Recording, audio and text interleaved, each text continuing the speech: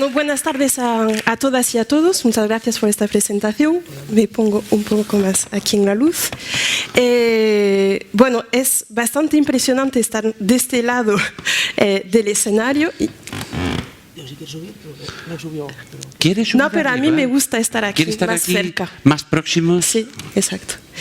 Es bastante impresionante estar de este lado, aparte de que yo efectivamente no soy formadora, no soy profesora, no soy docente. Os voy a explicar un poco cuál ha sido mi recorrido profesional para presentarme. Me llamo Coralie, soy francesa. Hace unos años estudiaba filología en la Facultad de la Sorbona en París, me enamoro de un gallego y aterrizo aquí en Santiago de Compostela. Continúo con mi carrera como filóloga. Para financiar mis estudios paralelamente empiezo a trabajar de camarera. Al poco tiempo me ofrecen la gerencia de un bar asociativo, empiezo a meterme dentro de lo que es el ambiente asociativo. Muchos horarios nocturnos, termino mi carrera, sale una plaza de traductora en una fundación, empiezo a trabajar como traductora e intérprete dentro de una fundación, paso ahí unos años, de repente sale una plaza para coordinar un festival internacional de cine, digo, vale, pruebo, me apunto, me cogen, trabajo ahí unos años y sigo también dentro del ámbito del asociacionismo. Y hace unos años se inauguraba este sitio, la Ciudad de la Cultura, y se organiza un congreso sobre economía colaborativa y sobre el coworking. Descubro lo que es el coworking, el trabajo colaborativo. Digo, esto es lo mío. Decido montar un espacio de coworking, más o menos al mismo tiempo que Juan Diego con Hueco. Estoy 2 años, llega la crisis. Era el primer proyecto que emprendía. No me iba como yo me imaginaba que me iba a ir. Decido cerrar, vuelvo a Francia. Casualidad, golpe de suerte, me proponen un puesto de responsable de comunicación y web marketing para un gran grupo de empresas. Digo, vale, me pongo a trabajar, adquiero nuevas competencias. Paso ahí 3 años y digo, no, finalmente esto definitivamente no es lo mío, ¿no? Lo mío, bueno, paralelamente a todo eso, desarrollo mi carrera como artista, también soy cantante, trabajo también en el mundo audiovisual, trabajé con la televisión de Galicia. Y digo, no, lo mío son las artes, es la cultura, ¿no? Voy a volver a estudiar. Y entonces me apunto en un curso sobre management y de las industrias culturales y artísticas en París. Y de repente me encuentro con una formación que ya no tenía absolutamente nada que ver con lo que yo había hecho de universitaria, que era básicamente la formación que yo tenía. Estamos en el CRI, el Centro de Investigaciones de la Torre Montparnasse en París, uno de los centros más punteros en el ámbito de la educación y la enseñanza en el ámbito de la investigación. Y básicamente el formato que nos proponen son 2 cosas: ponentes de storytelling, es decir, que vienen a contarnos su experiencia. Esa es, digamos, la primera vía, la primera metodología. Y la segunda, círculos de aprendizaje. No había ninguna clase teórica. Viene Edgar Ornelas a facilitar estos círculos de aprendizaje. Edgar Ornelas es facilitador de una comunidad en Estados Unidos que se llama la Peer-to-Peer University, la universidad entre pares.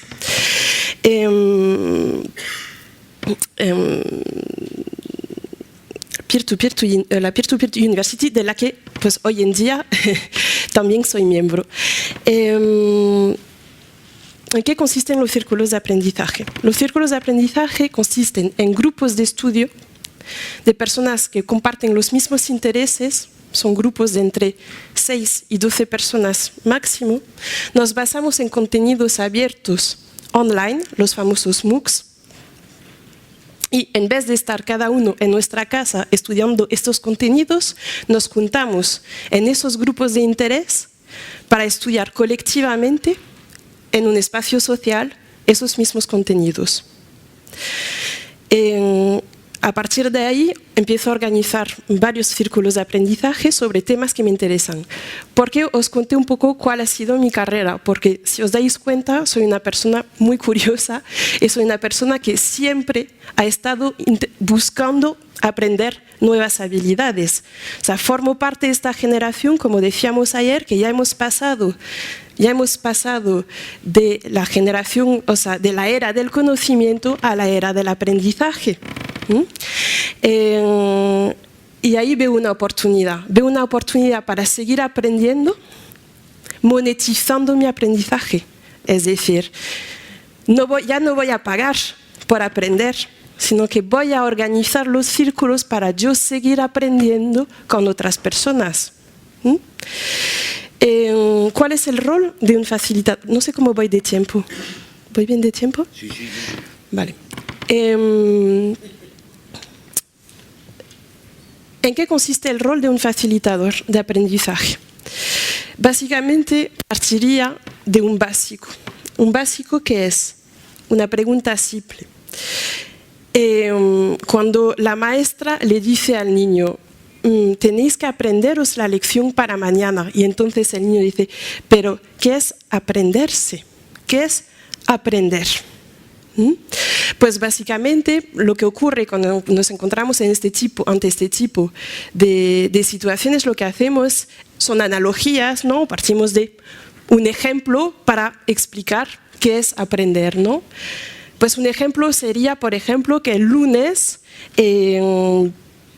toco la cazarola para ver si el agua que está encima del fuego está caliente, eso es el lunes, y el martes miro si el agua está en ebullición para averiguar lo mismo, ¿no? El lunes, cuando me preguntan cuánto son 3 más 2, pues el lunes me quedo en blanco dando vueltas porque no sé. El segundo día cuento con los dedos, al tercer día me equivoco, al cuarto día doy la respuesta y me voy a jugar, y al quinto día ya empiezan las dudas existenciales, me meto en la física cuántica y todas estas cosas, ¿no? O sea, ¿qué es aprender? Aprender es cambiar de actitud. Y básicamente de eso se trata el rol de un facilitador de aprendizaje, es decir, cambiar la conducta,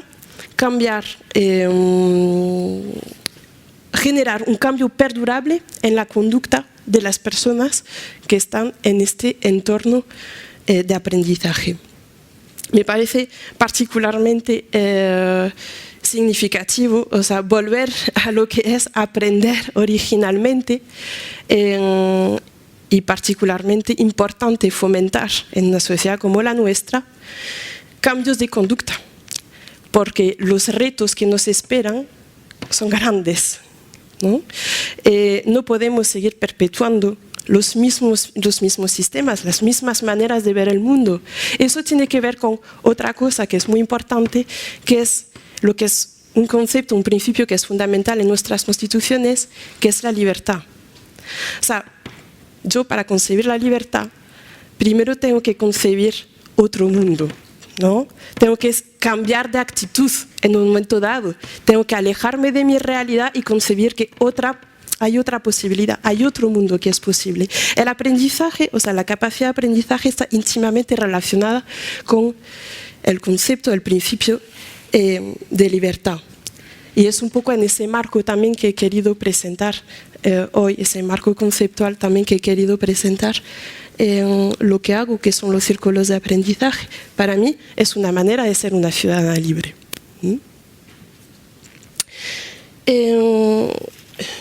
Aquí tengo mis apuntes porque a pesar de todo no es tan evidente para mí. Estoy hablando muchísimo más de lo que yo suelo hacer en un círculo de aprendizaje.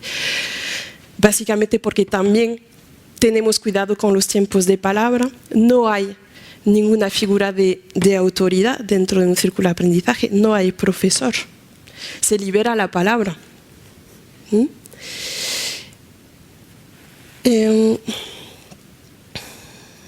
Bien. ¿Cómo surgen también dentro de la Peer-to-Peer University, que es un departamento de la Universidad de Chicago? Parten de una observación, porque bueno, en un momento en el que se empieza a implantar el e-learning. Es una cosa que me ha llamado bastante la atención porque aquí veo que aún el e-learning parece que es una cosa nueva cuando ya lleva unos cuantos años. No creo que sea necesario volver a analizar lo que es el formato, digamos, clásico de enseñanza, ¿no? El profesor, el alumno pasivo, pero sí quería hablar un poco de la cuestión del e-learning. Y quería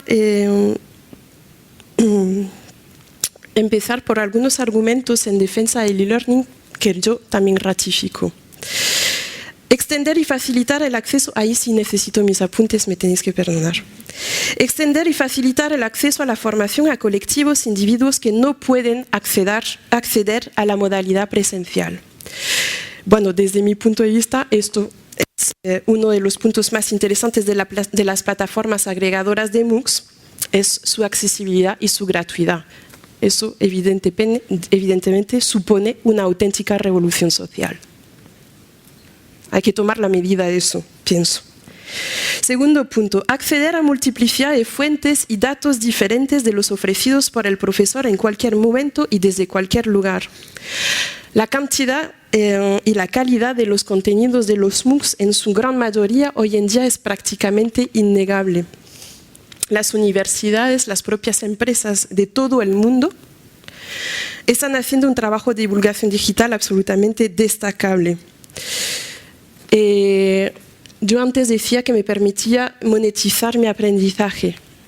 Claro, yo en las plataformas agregadoras de MOOCs, y bueno, Jaime, que es uno de nuestros fotógrafos que participó en algún círculo de aprendizaje que he organizado aquí en Santiago, lo podría testificar también, procuro seleccionar contenidos, aunque yo no soy docente, contenidos que a mí me interesan, que a mí me apasionan, ¿no? Organizo círculos de aprendizaje de escritura creativa, de filosofía, de fotografía, de economía colaborativa.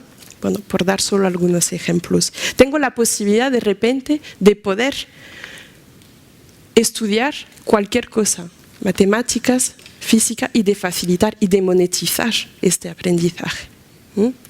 Es decir, yo me imagino que vosotros como formadores, pues si soy formadora en riesgos laborales, pues yo solo todos los días voy a formar sobre riesgos laborales. En mi caso no, el lunes voy a facilitar un círculo sobre economía colaborativa, el martes sobre filosofía, el miércoles sobre física, el jueves sobre matemáticas, etcétera, etcétera, etcétera. Tercer punto, aprendizaje colaborativo entre comunidades virtuales de docentes y estudiantes. Bueno, efectivamente participan del proceso de digitalización de la sociedad y del fomento de herramientas colaborativas de trabajo y de estudio. Dos puntos que en cambio no ratifico. Incrementar la autonomía y responsabilidad del estudiante en su propio proceso de aprendizaje. Por desgracia, creo que este tipo de argumento es más un argumento comercial que un argumento que realmente se corresponde con la realidad, porque lo que nos dicen las cifras es que las tasas de finalización de los MOOCs es inferior al 20%. Hace falta una enorme dosis de motivación personal y persistencia para realizar un MOOC solo en su casa. En realidad, si es verdad que, bueno, eso lo voy a pasar, perdón, me perdonáis,